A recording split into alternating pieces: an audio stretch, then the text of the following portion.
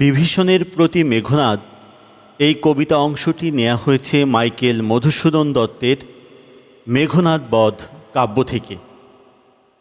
মেঘনাদ বধ কাব্যটি 1861 সালে রচিত হয়। এই কাব্যটি অমিত্রাক্ষর ছন্দে রচিত। প্রাচীন গ্রিকের রীতি অনুসারে হিন্দু পুরাণ রামায়ণের কাহিনী থেকে মেঘনাদ বধ কাব্যের কাহিনী নেওয়া হয়েছে। মেঘনাদ বধ কাব্যটি বীর রসে লেখা হয়েছে বলে মাইকেল মধুসূদন দত্ত দাবি করলেও শেষ পর্যন্ত এই কাব্যে করুণ রসের জয় হয়েছে। কাব্যটিতে মোট 9টি সর্গ বা অধ্যায় রয়েছে।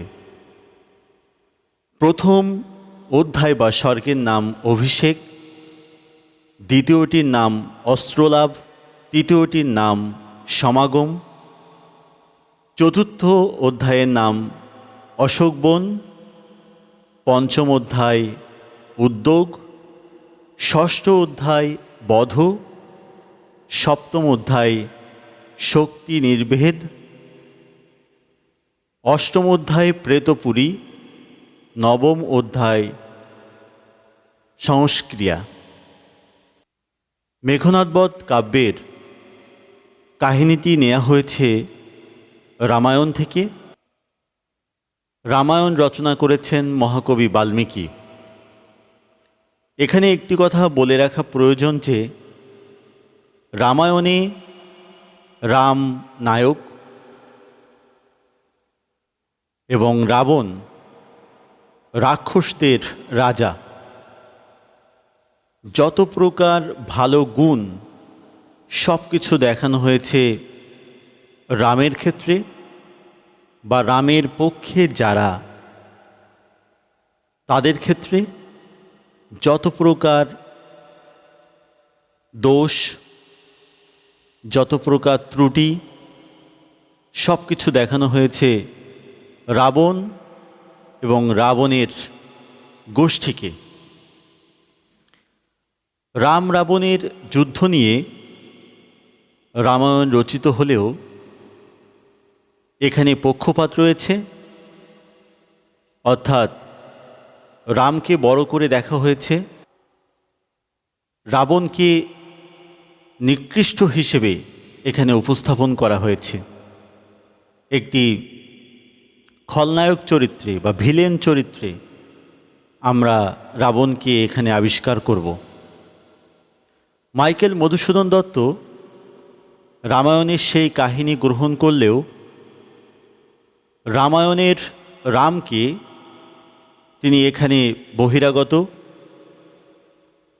এবং যত প্রকার নিচু কাজের অনুসারী হিসেবে উপস্থাপন করেছেন। রাবণকে উপস্থাপন করেছেন একজন স্বাধীন রাজা, পুত্রবৎসল, প্রজাবৎসল, অর্থাৎ রাবণের মধ্যে যত প্রকার মানবীয় গুণাবলী সবগুলো তিনি উপস্থাপন করার চেষ্টা করেছেন। রামায়ণে যে রাম নায়ক, মেঘনাদ বধ কাব্যে সেই রাম খলনায়ক বা ভিলেন। রামায়ণে যে রাবণ ভিলেন বা খলনায়ক, মেঘনাদ বধ কাব্যে সেই রাবণ নায়ক। এখানেই রামায়ণ এবং মেঘনাদ বধ কাব্যের পার্থক্য। তবে চরিত্র এবং বিষয় পরিবর্তন করেননি মাইকেল মধুসূদন দত্ত, শুধু চরিত্রের বৈশিষ্ট্যগুলো পাল্টে দিয়েছেন। আমরা যদি একটু ইতিহাসের দিকে ফিরে যাই তাহলে খেয়াল করব রাশিয়ার ইউরাল পর্বত বা উরাল পর্বতের পাদদেশে যে আর্য জাতি বসবাস করত, তারা একসময় পৃথিবীর বিভিন্ন প্রান্তে ছড়িয়ে পড়ে। কেউ বলেছেন খাদ্যের সংকটে, কেউ বলেছেন গোত্রে গোত্রে বিভাজনের ফলে, গোত্রে গোত্রে দ্বন্দ্ব সংঘাতের ফলে।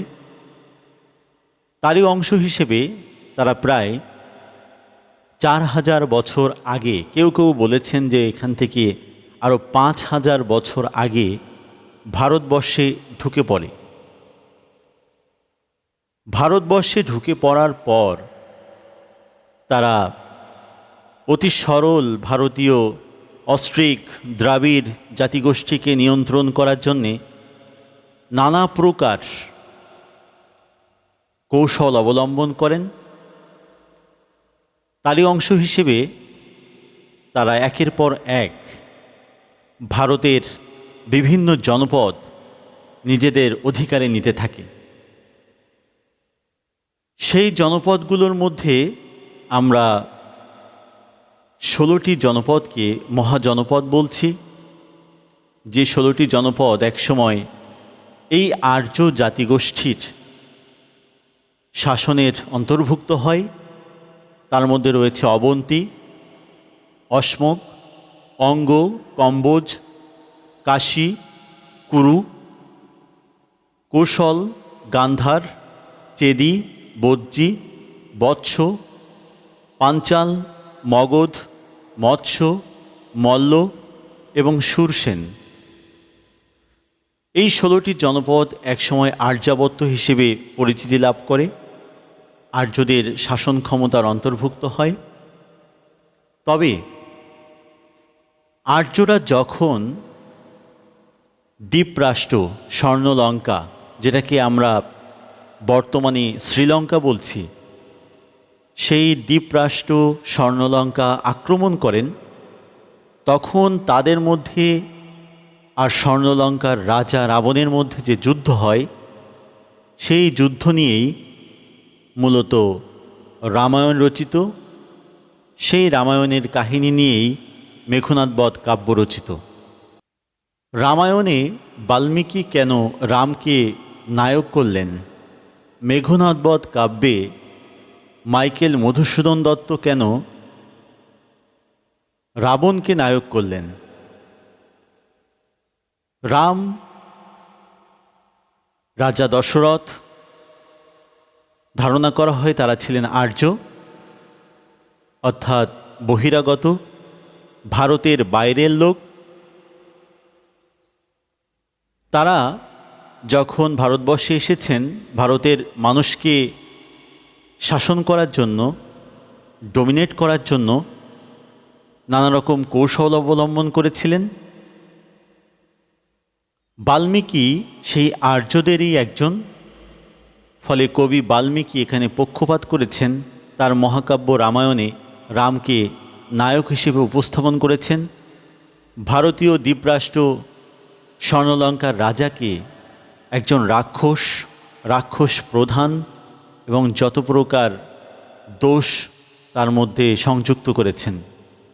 মাইকেল মধুসূদন দত্ত এই রাজনীতি বুঝতে পেরেছিলেন এবং তিনি সেই পৌরাণিক কাহিনী পুনর্নির্মাণ করেছেন। আমরা দেখতে পাব রাম রাবণের সেই যুদ্ধের কাহিনী ঠিক রয়েছে, শুধু মেঘনাদ বধ কাব্যে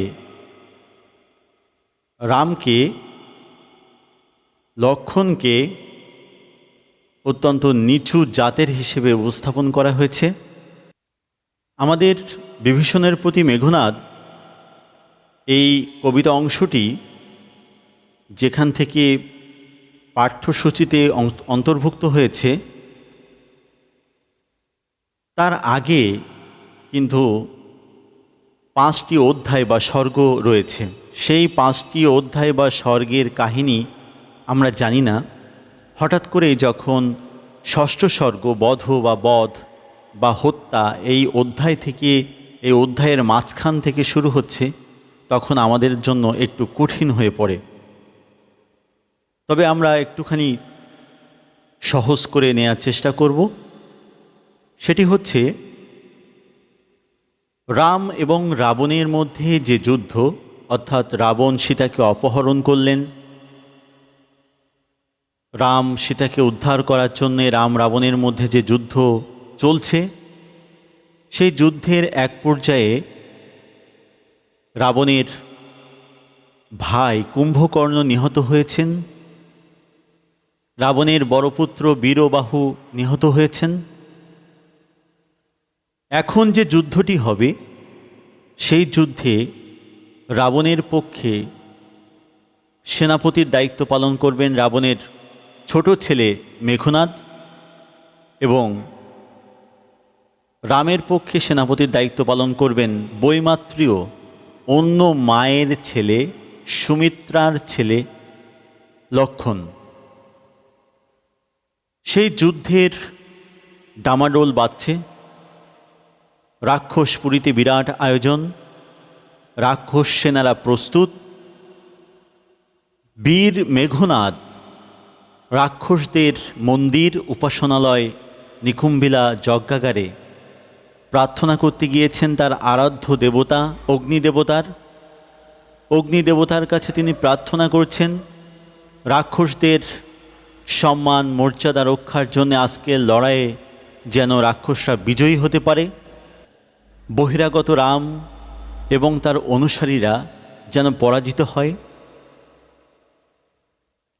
এই নিকুম্ভিলা যজ্ঞাগার বা এই মন্দির, এই উপাসনালয় পাহারা দিচ্ছে শত শত রাক্ষস। কোনো বাইরের শত্রু তার ভেতরে প্রবেশ করা বেশ কঠিন। কিন্তু মেঘনাদ আবিষ্কার করলেন, অর্থাৎ মেঘনাদ অগ্নিদেবতার পূজা দেওয়ার সময় আবিষ্কার করেছেন এই নিকুম্ভিলা যজ্ঞাগারে, এই রাক্ষসদের পুরীতে, রাক্ষসদের নগরীতে লক্ষ্মণ উপস্থিত। কিন্তু কিভাবে? বুঝতে পারলেন যে মায়াদেবী ছলনা করে পাহারাদার রাক্ষসদের চোখ ফাঁকি দিয়ে নিয়ে এসেছেন, কিন্তু তাকে সহযোগিতা করল কে? তারপর তিনি আবিষ্কার করলেন তাকে সহযোগিতা করেছে তারই চাচা, মেঘনাদের চাচা, রাবণের ছোট ভাই বিভীষণ। আপন চাচা হয়ে মেঘনাদের শত্রুকে এই রাক্ষসদের নগরীতে নিয়ে এসেছেন বিভীষণ। এটা দেখে মেঘনাদ অত্যন্ত ব্যথিত হন, কষ্ট পান, এবং মেঘনাদ তার চাচার প্রতি যে কথাগুলো বলেছেন সেই কথাগুলো আমাদের এই কবিতায় যুক্ত করা হয়েছে। বলা হচ্ছে বিভীষণের প্রতি মেঘনাদ। শত্রুর পক্ষে অবস্থান করার কারণে, বিশ্বাসঘাতকতা করার কারণে, নিজের ভাই, নিজের দেশ, স্বগোত্র স্বজাতির বিরুদ্ধে অবস্থানের কারণে বিভীষণ একজন বিশ্বাসঘাতক হিসেবে পরিচিত। আমরা সেজন্য এই প্রবাদটি পেয়েছি, ঘরের শত্রু বিভীষণ। আমরা দেখতে পাচ্ছি যে বিভীষণ অস্ত্রাগারের দরজা বন্ধ করে দাঁড়িয়ে আছে, কারণ মেঘনাদ এই প্রার্থনার পর যোদ্ধার সাজে সাজতে চেয়েছেন, লক্ষ্মণের সাথে যুদ্ধ করতে চেয়েছেন, কিন্তু চাচা বিভীষণ কোনো মতেই মেঘনাদকে অস্ত্র ধারণ করতে দিচ্ছে না। এরকম পরিস্থিতিতে মেঘনাদ তার চাচাকে বলছেন, এতক্ষণে মানে এতক্ষণ পরে,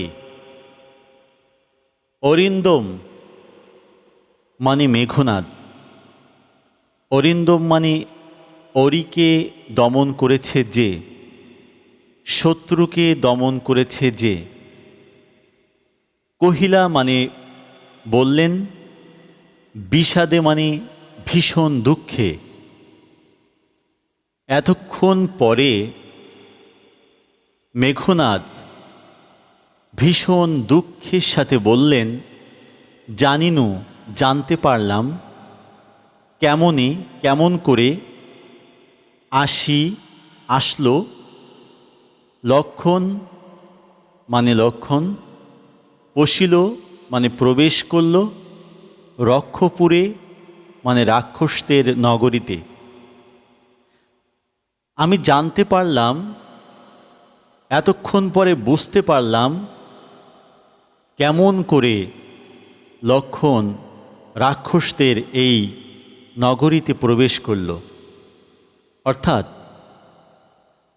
মেঘনাদ বুঝতে পেরেছেন তার চাচা বিভীষণ সহযোগিতা করে তার শত্রু লক্ষ্মণকে এই রাক্ষসদের নগরীতে নিয়ে এসেছেন। তাই চাচাকে বলছেন যে, হায় তাতো, হায় পিতৃব্য চাচা, নিকষা সতী তোমার জননী।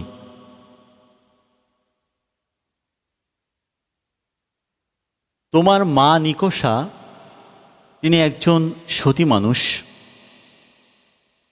সহোদর মানে ভাই, রক্ষশ্রেষ্ঠ, রাক্ষসদের শ্রেষ্ঠ বা রাজা।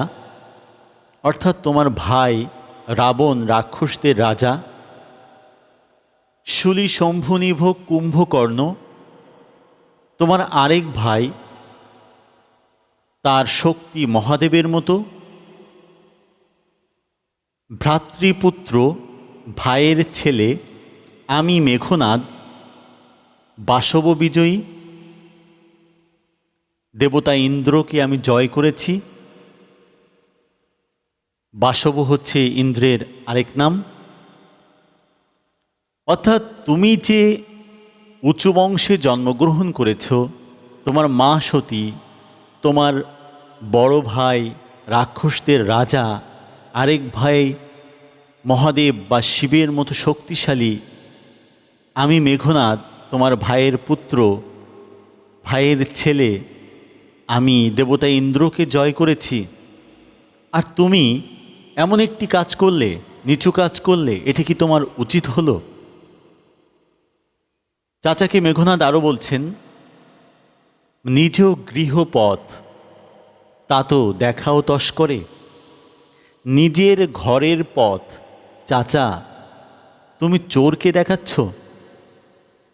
এখানে রাম লক্ষ্মণদের তস্কর বা চোর হিসেবে উপস্থাপন করা হয়েছে, কারণ অত্যন্ত গোপনে চুরি করে রাক্ষসদের চোখ ফাঁকি দিয়ে এই রাক্ষসপুরীতে তারা এসেছে। তারপর বলা হচ্ছে, চণ্ডালে বসাও আনি রাজার আলয়ে। এখানে চণ্ডাল বলা হচ্ছে লক্ষ্মণকে। চণ্ডালে বসাও আনি রাজার আলয়ে, লক্ষ্মণের মতো একজন চণ্ডাল, নিচু জাতের চাঁড়াল, তাকে তুমি এই রাক্ষস রাজার নগরীর মধ্যে প্রবেশ করতে সহযোগিতা করলে। আলয় মানে ঘর। তবুও মেঘনাদ বলছেন, কিন্তু নাহি গঞ্জি তোমা, তোমাকে তিরস্কার করব না। চাচা তোমাকে তিরস্কার করব না। গঞ্জি মানে গঞ্জনা করা, তিরস্কার করা। কেন? গুরুজন তুমি, পিতৃতুল্য, তুমি গুরুজন, তুমি পিতার সমতুল্য, সেজন্য তোমাকে আমি তিরস্কার করব না। শুধু তোমার কাছে অনুরোধ, ছাড়ো দ্বার, দরজা ছাড়ো, যাব অস্ত্রাগারে। তুমি অস্ত্রাগারের দরজাটা ছেড়ে দাও, আমি অস্ত্রাগারে যাব।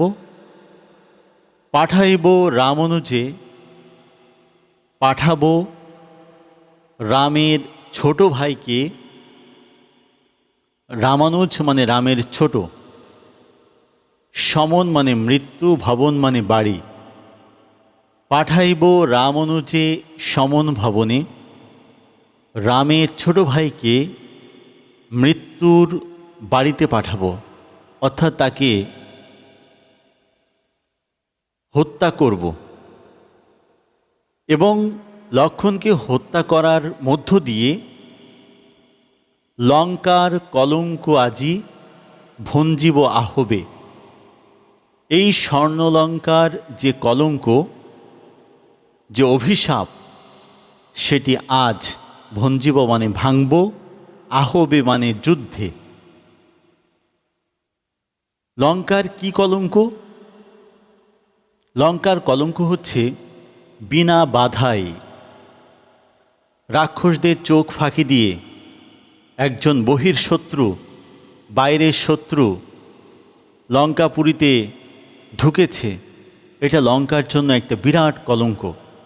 এই কলঙ্ক ভাঙতে হলে লক্ষ্মণকে জীবিত এখান থেকে বের করা যাবে না, তাকে মৃত অবস্থায় বের করতে হবে। অর্থাৎ যে কোনো রাষ্ট্রের জন্য, যে কোনো দেশের জন্য কলঙ্ক হয় যদি তার শত্রু ভীষণ নিরাপত্তা আছে এমন অঞ্চলে ঢুকে পড়ে। ঠিক একই রকম কলঙ্ক লঙ্কার জন্য ছিল। এতক্ষণ ধরে বিভীষণ মেঘনাদের কথা শুনছিলেন। এখন মেঘনাদের কথার উত্তর দিচ্ছেন বিভীষণ। উত্তরিলা বিভীষণ, উত্তর দিলেন বিভীষণ। বৃথা এ সাধনা ধীমান। বৃথা এ সাধনা, তোমার সাধনা, তোমার উদ্দেশ্য সফল হবে না, বৃথা হবে। অর্থাৎ লক্ষ্মণকে হত্যা করার যে চিন্তা তুমি করেছ সেটি আমি সার্থক হতে দেব না। ধীমান মানে ধীর মস্তিষ্কের ব্যক্তি। এখানে ধীমান শব্দটি মেঘনাদের উপাধি হিসেবে ব্যবহৃত হয়েছে। তাই বিভীষণ বলছেন যে বৃথা এ সাধনা ধীমান। হে পুত্র, তোমার এই উদ্দেশ্য সফল হবে না। এর কারণ হচ্ছে রাঘব দাস আমি। রাঘব বলা হয় রামকে, রঘু বংশে জন্ম। তাই বিভীষণ বলছেন আমি রামের দাস। কি প্রকারে, কিভাবে তাহার বিপক্ষ কাজ করিব? রামের বিপক্ষে আমি কি করে কাজ করব? রক্ষিতে অনুরোধ। তুমি যে আমাকে অনুরোধ করছো অস্ত্রাগারের পথ ছেড়ে দিতে, এই অনুরোধ রক্ষা করে আমি রামের বিপক্ষে কিভাবে কাজ করব? তার ছোট ভাইকে কিভাবে হত্যা করতে সহযোগিতা করব? এটা পারবো না, কারণ আমি রামের দাস। একথা শুনে রাবণের পুত্র, যাকে রাবণী বলা হচ্ছে, মানে মেঘনাদ, রাবণী শব্দটিও মেঘনাদের নামের পরিবর্তে ব্যবহৃত হয়েছে।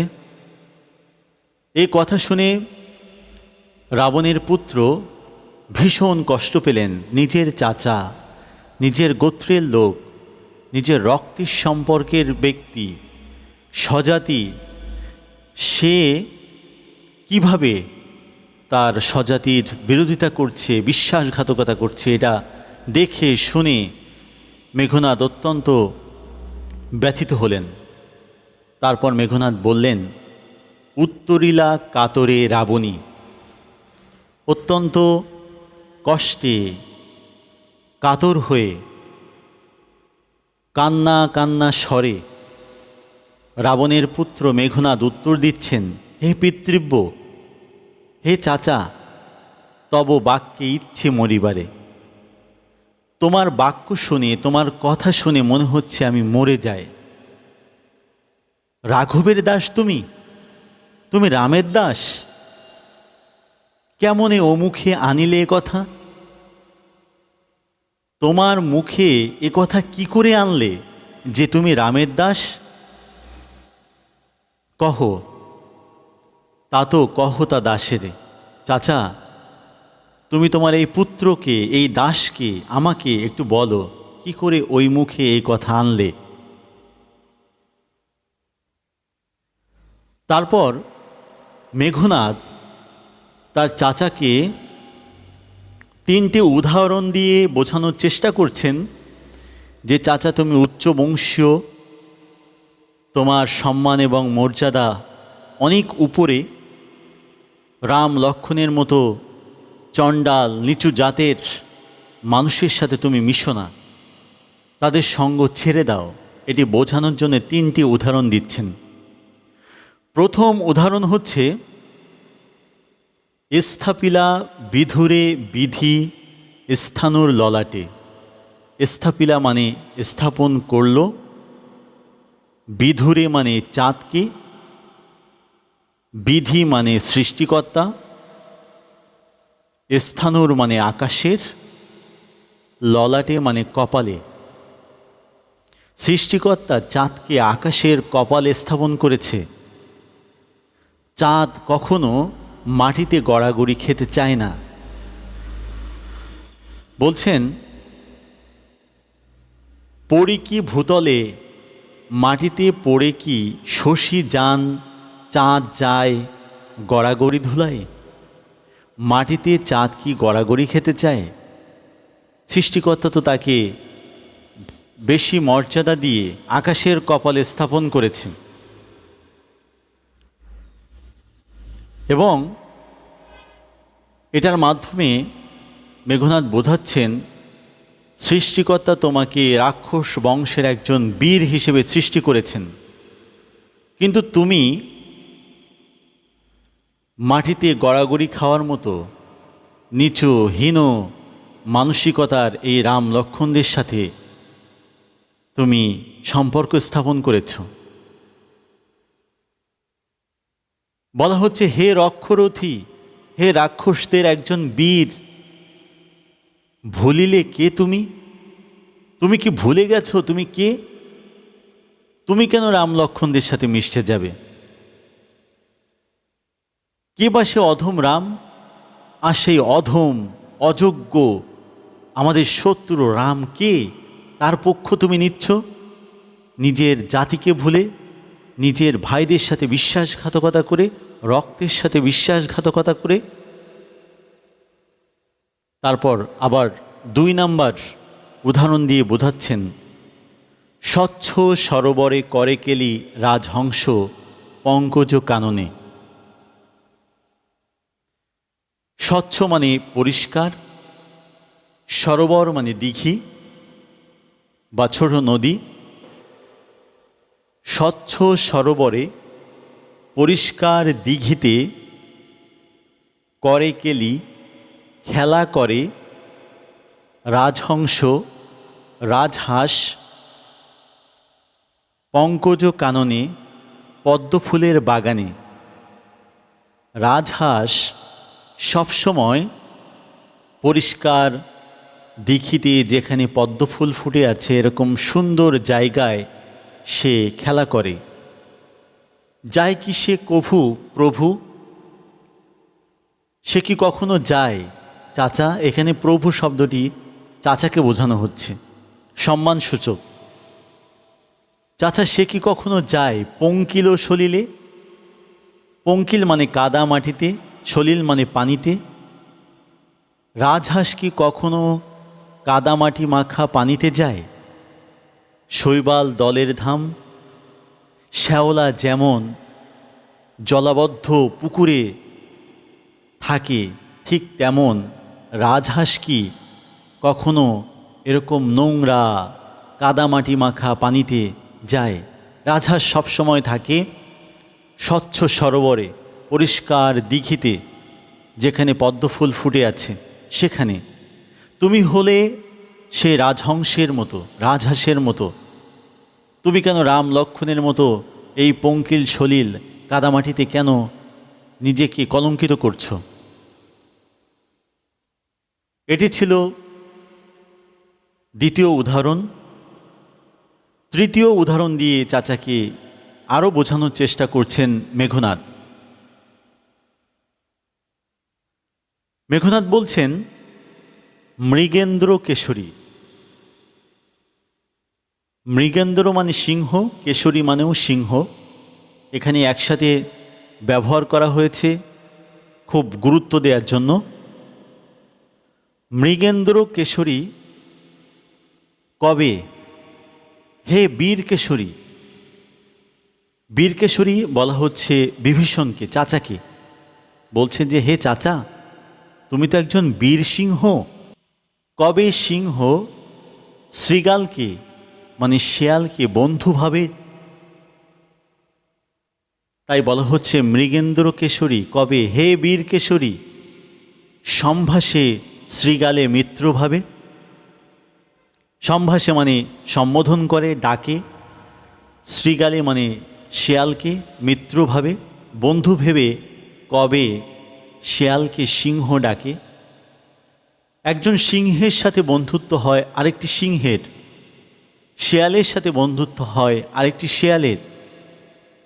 তোমার মতো সিংহের সাথে রাম লক্ষ্মণদের মতো শেয়ালের বন্ধুত্ব হতে পারে না। তারপর খুব ব্যথিত হয়ে বলছেন, হতাশ হয়ে বলছেন মেঘনাদ, অজ্ঞ দাস, আমি ভীষণ মূর্খ, অজ্ঞ, আমি কিছুই জানি না। হয়তো বিজ্ঞতম তুমি, তুমি আমার চাচা, তুমি অনেক কিছু জানো, অনেক জ্ঞানী তুমি।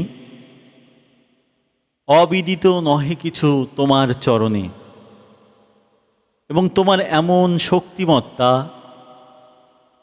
পৃথিবীর কোনো কিছুই তোমার চাওয়া পাওয়ার বাইরে নেই।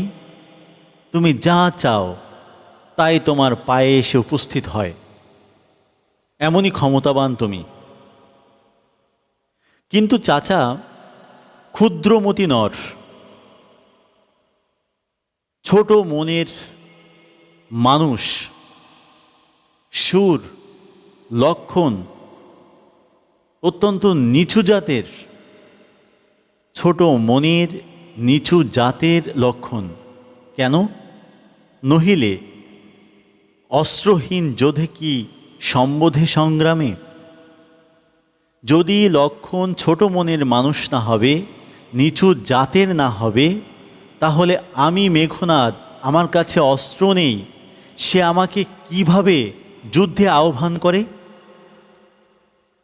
তাই বলছে, নহিলে অস্ত্রহীন যোধে কিসে, অস্ত্রহীনকে ডাকে কিসে সম্বোধে সংগ্রামে, যুদ্ধে আহ্বান করে। তার মানে লক্ষণ অত্যন্ত নিচু মনের পরিচয় দিয়েছেন, কাপুরুষের মতো পরিচয় দিয়েছেন। সেজন্যে অস্ত্রহীন মেঘনাদকে হত্যা করার জন্য ব্যাকুল হয়েছেন লক্ষণ। সে কথাই বলা হচ্ছে এখানে। মেঘনাদ তার চাচাকে বলছে যে, কহ মহারথী, তুমি তো একজন মহাবীর, তুমি বলো এ কি মহারথী প্রথা? এটা কি বীরের নিয়ম? কারো হাতে অস্ত্র থাকবে, কারো হাতে থাকবে না। কোনো বীর পুরুষ সে কি একজন অস্ত্রহীনকে মারতে পারে? কিন্তু লক্ষণ সেটা করছে। তাই চাচার কাছে মেঘনাদ প্রশ্ন ছুড়ে দিয়েছে, তুমি বলো, তুমি তো একজন মহান বীর, তুমি নিজেই বলো এটা কি কোনো বীরের নিয়ম? লক্ষণ যে কাজটি করছে, একজন অস্ত্রহীনকে হত্যার জন্য প্রস্তুত হচ্ছে, সেজন্য এই লঙ্কাপুরে, এই স্বর্ণ লঙ্কার সকলে হাসবে, এমনকি এখানকার শিশুরাও হাসবে। তাই মেঘনাদ বলছেন, নাহি শিশু লঙ্কাপুরে, স্বর্ণ লঙ্কায় এমন কোনো শিশু নেই, শুনি না হাসিবে এ কথা শুনে হাসবে না এমন কোনো শিশু নেই। ছাড়ো পথ, চাচাকে বলছেন, তুমি পথ ছেড়ে দাও, আসিব ফিরিয়া এখনই। তুমি অস্ত্রাগারের পথ ছাড়ো, আমি পালিয়ে যাব না। আমি মেঘনাদ, রাবণের পুত্র, কাপুরুষ নই, আমি পালাবো না। আমি যোদ্ধার সাজে সেজে যুদ্ধের প্রস্তুতি নিয়ে এখনই ফিরে আসব এবং তারপর লক্ষণের সাথে যুদ্ধ করব। তাই বলছেন, আসিব ফিরিয়া এখনই, দেখিব আজই, আজকে আমি দেখব কোন দেববলে, কোন দেবতার শক্তিতে বিমুখে সমরে মোরে সৌমিত্রী কুমতি। আমাকে যুদ্ধে আহ্বান করছে, মুখোমুখি আহ্বান করছে কোন দেবতার শক্তিতে? সুমিত্রার পুত্র খারাপ উদ্দেশ্যে। সৌমিত্রী মানে সুমিত্রার পুত্র অর্থাৎ লক্ষণ, কুমতি মানে হচ্ছে খারাপ উদ্দেশ্য নিয়ে। অর্থাৎ মেঘনা তার চাচাকে বোঝানোর চেষ্টা করছেন যে আমি পালিয়ে যাব না, তুমি আমাকে চেনো, আমি একজন মহান বীর, আমার পিতা রাক্ষসদের রাজা রাবণ, আমি এখনই ফিরে আসব যোদ্ধার সাজে সজ্জিত হয়ে, এবং আমি দেখব আমার সাথে কিভাবে সে মুখোমুখি যুদ্ধে অবস্থান করে। এই সুমিত্রার পুত্র কোন খারাপ উদ্দেশ্য নিয়ে এখানে এসেছে, কোন দেবতা তাকে বাঁচাবে, সেটি আমি দেখব। চাচাকে আরও বোঝাচ্ছেন দেব দৈত্য নররণে, যেখানে দেবতা, দৈত্য, মানুষ এবং আমরা রাক্ষস, আমাদের যুদ্ধ হয়েছে, স্বচক্ষে দেখেছ চাচা, তুমি নিজের চোখেই দেখেছ। রক্ষশ্রেষ্ঠ রাক্ষসরাই জয়ী হয়েছে, শুধু জয়ী হয় নাই, পরাক্রম দাসের। আর আমার প্রবল প্রতিপত্তি এবং ক্ষমতা নিয়ে, শক্তি নিয়ে যুদ্ধ তুমি দেখেছ। তাহলে কি দেখি ডরিবে এ দাস হেন দুর্বল মানবে? তাহলে কেন আমি লক্ষণের মতো একটা দুর্বল মানুষকে দেখে ভয় পাব? অর্থাৎ আমি ফিরে আসব, আমি যুদ্ধ করব ওর সাথে। তারপর বলা হচ্ছে নিকুম্ভিলা যজ্ঞাগারে প্রগলভে পশিল দম্ভী। রাক্ষসদের আমাদের এই নিকুম্ভিলা যজ্ঞাগারে লক্ষণ প্রগলভে মানে হচ্ছে নির্ভীক চিত্তে, ভয় না পেয়ে, পশিল মানে প্রবেশ করল, দম্ভী মানে অহংকার করে। নিকুম্ভিলা যজ্ঞাগারে লক্ষণ অত্যন্ত নির্ভীক চিত্তে অহংকার করে এসেছে, তার একটা শাস্তি দরকার। আজ্ঞা করো দাসে, তুমি আদেশ করো, দেখো শাস্তি নরাধমে, এই অধম নর মানুষকে আমি কিভাবে শাস্তি দেই। এভাবে মেঘনাদ একের পর এক তার চাচা বিভীষণকে বিশ্বাসঘাতকতার পথ থেকে ফিরে আসার জন্য আহ্বান করছেন, নানাভাবে বোঝানোর চেষ্টা করছেন রাক্ষসদের প্রভাব, প্রতিপত্তি, আত্মমর্যাদা, সম্মান, দেশপ্রেম। কিন্তু বিভীষণ যেহেতু রামকে তার দেবতা হিসেবে গ্রহণ করেছেন, ফলে রামের বিপক্ষে কাজ করছেন না, বরং স্বজাতি, স্বধর্ম, রক্ত, ভ্রাতৃত্ব এগুলো বিসর্জন দিয়ে রাবণের শত্রুপক্ষের পক্ষে কাজ করে যাচ্ছেন। মেঘনাদ বিভীষণকে আরও বোঝানোর চেষ্টা করছেন, তব জন্মপুরে, তোমার জন্মস্থানে, যেখানে তুমি চাচা জন্মগ্রহণ করেছ, পদার্পণ করে বনবাসী। সেখানে বনবাসে লোক আসছে, রাম লক্ষ্মণ সীতারা আসছে বনবাসে। তারা স্বর্ণলঙ্কার কেউ নন, তারা বহিরাগত। হে বিধাত, হাই খোদা, নন্দন কাননে ভ্রমে দুরাচার দত্ত। নন্দন কানন মানে সুন্দর বাগানে, স্বর্গের বাগানে, ভ্রমে মানে ভ্রমণ করে, দুরাচার দৈত্য, খারাপ দৈত্য। অর্থাৎ স্বর্ণলঙ্কার মতো এরকম স্বর্গতুল্য আমাদের রাজ্যে দুরাচার, খারাপ দৈত্যের মতো রাম লক্ষ্মণরা এসেছে এবং তারা আমাদের এই স্বর্গ উদ্যান নষ্ট করছে। শুধু তাই নয়, সুন্দর ফুলের মধ্যে যেন পোকা বসবাস করছে। এখানে প্রফুল্ল কমল বলা হচ্ছে, এই রাক্ষসদের নগরী স্বর্ণলঙ্কাকে এবং কীট পোকামাকড় এগুলো সম্বোধন করা হয়েছে রাম লক্ষ্মণদের। কহ তাত, বলো চাচা, সহিব কেমনে হেন অপমান আমি ভ্রাতৃপুত্র তব? কিভাবে সহ্য করব এই অপমান? আমার দেশ নষ্ট করছে, আমার স্বাধীন ভূখণ্ড নষ্ট করছে রাম লক্ষ্মণরা। এই অপমান আমি কি করে সহ্য করব তোমার ভাইয়ের পুত্র হয়ে? তুমিও হে রক্ষমণি, হে রাক্ষসদের একজন শ্রেষ্ঠ বীর, তুমিও সহিত কেমনে? তুমিও কিভাবে সহ্য করছো? আমি না হয় সহ্য করলাম, কিন্তু তুমি রাক্ষসদের একজন মহান বীর হয়ে কেন কিভাবে এই দুরাচার দৈত্যের মতো রাম লক্ষ্মণদের সহ্য করতে পারছো? এসব ভেবে মেঘনাদ ব্যথিত হচ্ছেন, ব্যাকুল হচ্ছেন, কষ্ট পাচ্ছেন এবং একই সাথে ক্ষুব্ধ হচ্ছেন, রাগ করছেন। এতক্ষণ বিভীষণ মন্ত্র পড়ার পর সাপ যেমন মাথা নত করে থাকে, ঠিক ওরকম মাথা নত করে শুনছিলেন। তারপর বিভীষণ এখন উত্তর দিচ্ছেন। বলা হচ্ছে, মহামন্ত্র বলে যথা নম্রশির ফণি। মন্ত্র শোনার পর যেমন নম্রশির মাথা নিচু করে, ফণি মানে সাপ, মলিন বদন লাজে, লজ্জায় মুখটা মলিন করে উত্তরিলা রথি। উত্তর দিলেন মহাবীর রাবণ অনুজ, রাবণের ছোট ভাই বিভীষণ। লক্ষ্মী লক্ষ্য করে রাবণ আত্মজে, রাবণের পুত্রকে, অর্থাৎ রাবণের ছোট ভাই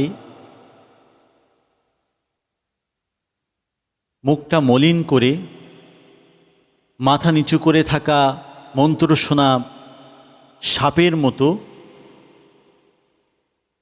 রাবণের পুত্র মেঘনাদকে উত্তর দিচ্ছে, তাকে লক্ষ্য করে উত্তর দিচ্ছেন।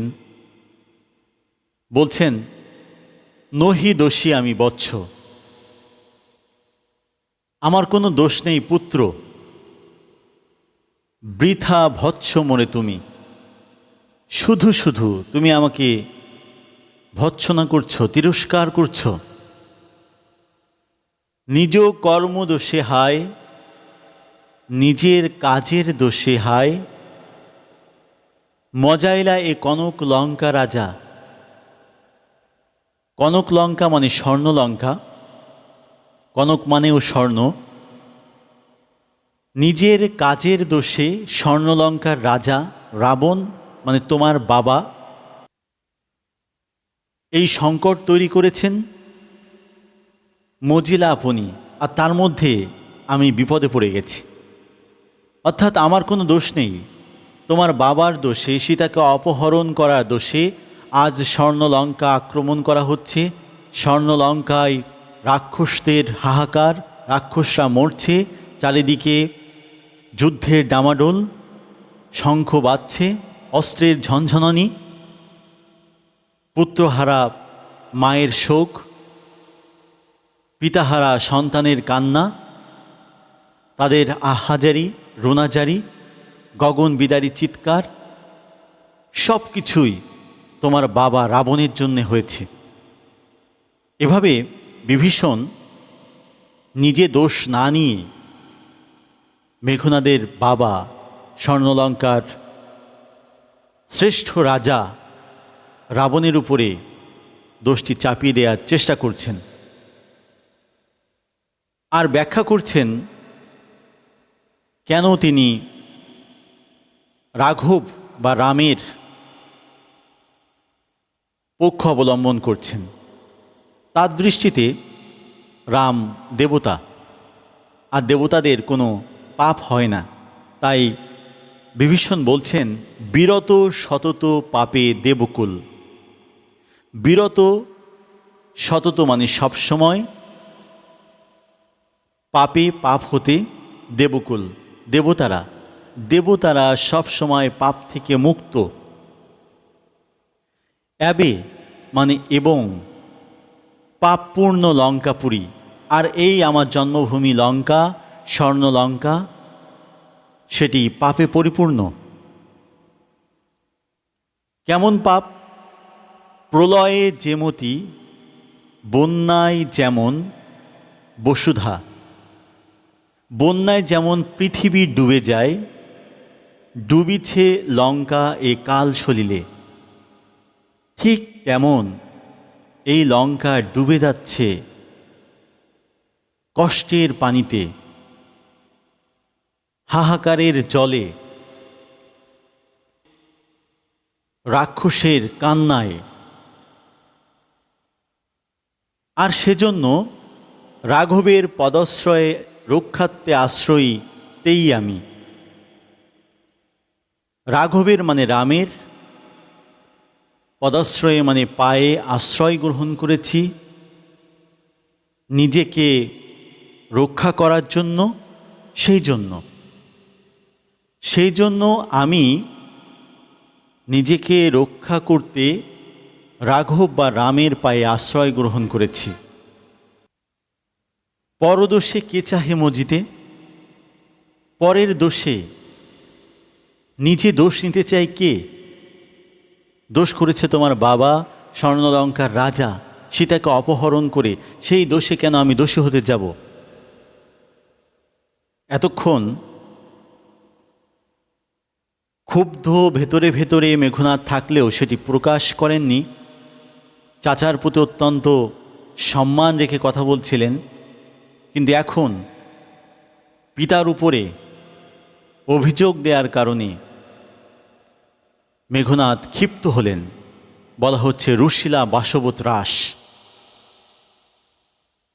রুশিলা মানে রুষ্ট হলেন, ক্ষিপ্ত হলেন, রেগে গেলেন। বাসবত রাস মানে দেবতা ইন্দ্র যাকে দেখে ভয় পায় সেই ব্যক্তি, অর্থাৎ মেঘনাদ। বাসবত রাস বলতে মেঘনাদকে বোঝানো হয়েছে। মেঘনাদ ক্ষিপ্ত হলেন। কেমন ক্ষিপ্ত? গম্ভীরে যেমতি, নিশীথে অম্বরে মন্দ্রে জিমুতেন্দ্র কপি। অন্ধকারে যেমন রাতের বেলা আকাশে শব্দ হয়। কিসের শব্দ? বজ্রপাতের শব্দ। সেরকম ক্ষিপ্ত হলেন মেঘনাদ। অম্বরে মানে হচ্ছে মেঘে, মন্দ্রে মানে ধ্বনি শব্দ, জিমতেন্দ্র কপি মানে হচ্ছে বজ্রপাতের শব্দ, নিশীথে মানে রাতে, গম্ভীরে মানে অন্ধকারে। অন্ধকারে রাতে মেঘে যেমন বজ্রপাতের শব্দ হয়, সেরকম শব্দে মেঘনাদ ক্ষিপ্ত হলেন। ক্ষিপ্ত হয়ে বলছেন, কহিলা বীরেন্দ্র বলি। বললেন বীরেন্দ্র, বীরদের শ্রেষ্ঠ ইন্দ্র, বীরযোগ ইন্দ্র, এই উপাধিটি মেঘনাদের। বলি মানেও বীর, ব লয় দীর্ঘইকার, এই বলি মানে বীর। কহিলা বীরেন্দ্র বলি। মেঘনাদ বললেন, ধর্ম পথগামী,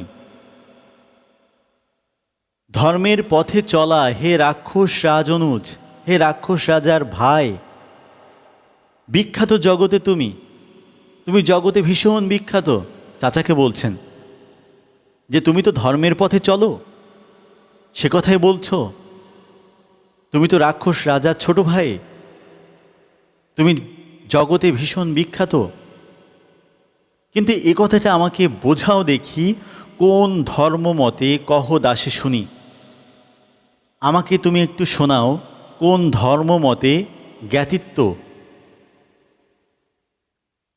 আত্মীয়তার সম্পর্ক, ভ্রাতৃত্ব, ভাইয়ের সম্পর্ক, জাতিগত সম্পর্ক, এ সকলে দিলা জলাঞ্জলি। সব কিছু ধ্বংস করলে কিভাবে? আত্মীয়তার সম্পর্ক, ভ্রাতৃত্বের সম্পর্ক, জাতিগত সম্পর্ক, এগুলো জলাঞ্জলি দিয়েছ তুমি কোন ধর্মমতে? এত ধর্মের কথা বলছো, এত দেব দেবীর কথা বলছো, এত অন্যায় অবিচারের কথা বলছো, আমার পিতার উপরে তুমি দোষারোপ করছো। বলছে চাচা, শাস্ত্রে বলে, শাস্ত্রে কি বলে? গুণবান যদি পরজন, গুণহীন স্বজন তথা নির্গুণ স্বজন শ্রেয় পরপর সদা। গুণবান যদি পরজন, যে পর সে যদি গুণবান হয়, তার অনেক গুণ আছে। গুণহীন স্বজন, আর আমার যে আত্মীয় তার কোনো গুণ নেই, কিন্তু গুণহীন স্বজন শ্রেয়, নির্গুণ স্বজন শ্রেয়। আমার যে আত্মীয়, আমার যে রক্তের সম্পর্ক, তার যদি গুণ নাও থাকে তবুও সে ভালো, পরপর সদা, আর পর চিরদিনই পর থেকে যায়। অর্থাৎ চাচা, তুমি যদি মনে করো তোমার বংশধরদের গুণ নেই, শেষ পর্যন্ত তোমার সহযোগিতায় আমরাই দাঁড়াবো, কারণ আমরাই তোমার আপন। রাম লক্ষ্মণদের যতই গুণ থাক, তুমি দাবি করছো যে তাদের গুণ আছে, যতই গুণ থাক এই গুণ তোমার কোনো কাজে আসবে না, কারণ পর চিরদিনই পর থেকে যায়। তারপর অত্যন্ত হতাশ হয়ে মেঘনাদ বলছেন, অথচ চাচা তুমি সেই পরকেই আপন করে নিচ্ছ, পরকে আপন ভাবছ, রাম লক্ষ্মণদের আপন ভাবছ। এই শিক্ষা হে রক্ষবর, এই শিক্ষাটা হে রাক্ষসদের একজন বীর, কোথায় শিখিলে? কার কাছ থেকে শিখেছ? এই স্বজাতির সাথে বেইমানি করা, বিশ্বাসঘাতকতা করা, এটি তুমি কার কাছ থেকে শিখেছ? কিন্তু বৃথা গঞ্জি তোমাকে শুধু শুধু আমি তিরস্কার করছি। হেন সহবাসে এমন একসাথে বসবাস করার কারণে, একসাথে থাকার কারণে, হে পিতৃব্য, হে চাচা, বর্বরতা কেন না শিখিবে? রাম লক্ষ্মণদের সাথে বসবাস করলে এরকম বিশ্বাসঘাতকতার মতো বর্বরতাই তো তুমি শিখবা। সেটাই এখানে বলা হচ্ছে। আর কি বলা হচ্ছে?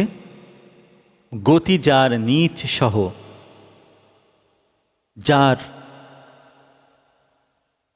নিচু কাজ করা অভ্যাস, নিচু লোকের সাথে মেশা অভ্যাস, নীচ সে দুর্মতি, সে নিজে একজন নিচু ব্যক্তি এবং তার মন মানসিকতা সেটিও অত্যন্ত জঘন্য, বিশ্বাসঘাতকতা প্রবণ। স্বজাতির সাথে, স্বগোত্রের সাথে, রক্তের সাথে সে বেইমানি করবে, বিশ্বাসঘাতকতা করবে। এটি তার চরিত্রের সাথে যায়, কারণ সে মেশে কার সাথে? তার সঙ্গ খারাপ। তোমার সঙ্গ হচ্ছে রাম লক্ষ্মণ, তুমি তো এরকম বর্বরতা, এরকম নিচু কাজ করবাই, এগুলো তাদের কাছ থেকেই শিখেছ।